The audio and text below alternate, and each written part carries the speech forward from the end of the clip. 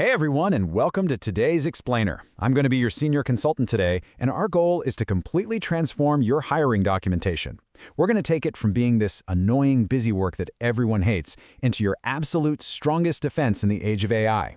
Look, today is all about calibrating your AI judgment skills so you can confidently and safely navigate this wild new landscape.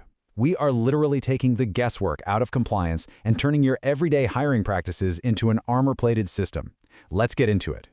All right, to do that, I've organized our session into 5 quick steps. We'll start with the AI hiring landscape, then map out the essential evidence trail, talk about finding the right balance, warn you about 3 dangerous anti-patterns, and finally, lock in some defensible and fair practices. Okay, let's jump right into part 1, the AI hiring landscape. Now, I know exactly what you're thinking when you hear the word documentation. You're slammed with interviews. You're constantly sourcing candidates, putting out fires left and right. Honestly, typing up extensive notes feels about as appealing as a root canal. It just feels like pure overhead. I coach recruiting teams every single day, and I hear this constantly. You're probably sitting there thinking, look, I'm hired to find top-tier talent, not write a fantasy novel about someone I'm not even hiring. And hey, I get it. But we need a perspective shift here. What if an AI screening tool rejects a top-tier candidate because it hallucinates a fake statistic about their past employer? Or what if it completely fabricates a fake citation saying their university isn't accredited? Because, let's be real, AI systems can and absolutely do hallucinate these things. If that candidate later claims discrimination and you have literally no record of how that AI made its decision, you are flying blind into a legal storm. You'll have no way to prove whether the rejection was based on reality or just a machine's wild imagination. So, what are we actually trying to build here to prevent that nightmare scenario? We're building what's called a defensible decision. This means having a hiring decision that is backed up by documented evidence, proving that your criteria were applied fairly and consistently.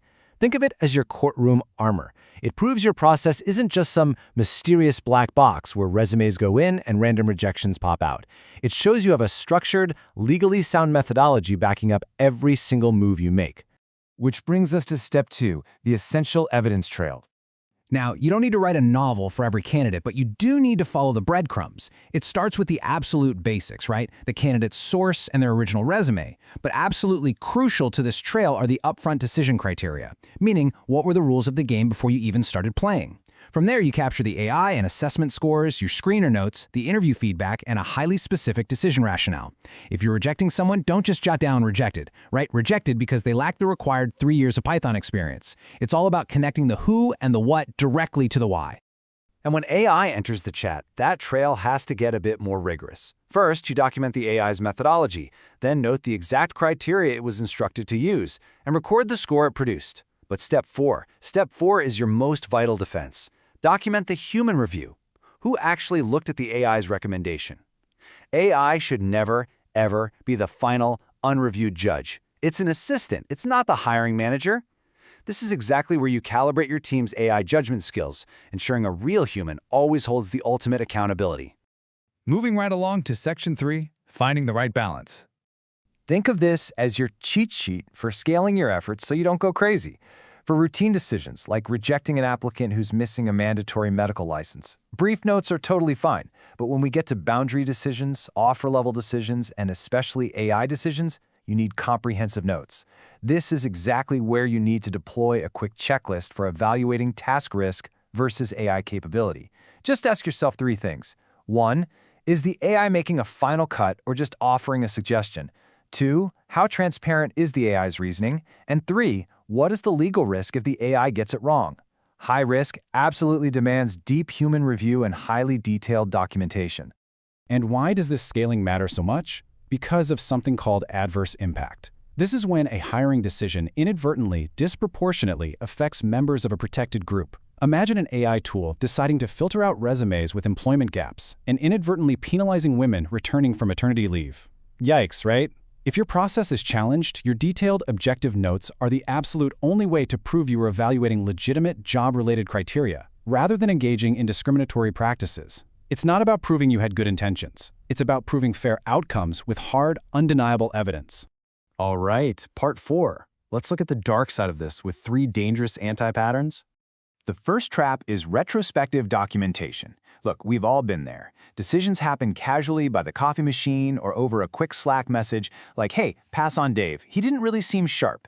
Then, 6 months later, an audit hits, someone asks, hey, why didn't we hire Dave? And everyone just stares blankly at each other. To avoid this mad scramble, documentation cannot be an afterthought.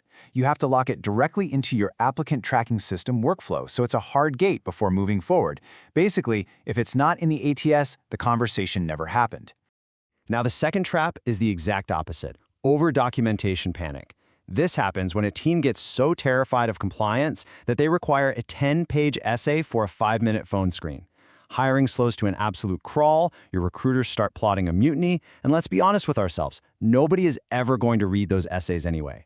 You need to be ruthless here. Document only what is strictly necessary for legal compliance and process improvement. Remember, you're building a solid legal defense, you're not writing the next great American novel. The final, and frankly most legally dangerous trap, is telling the wrong story. Imagine a screener rejects someone based on a gut feeling.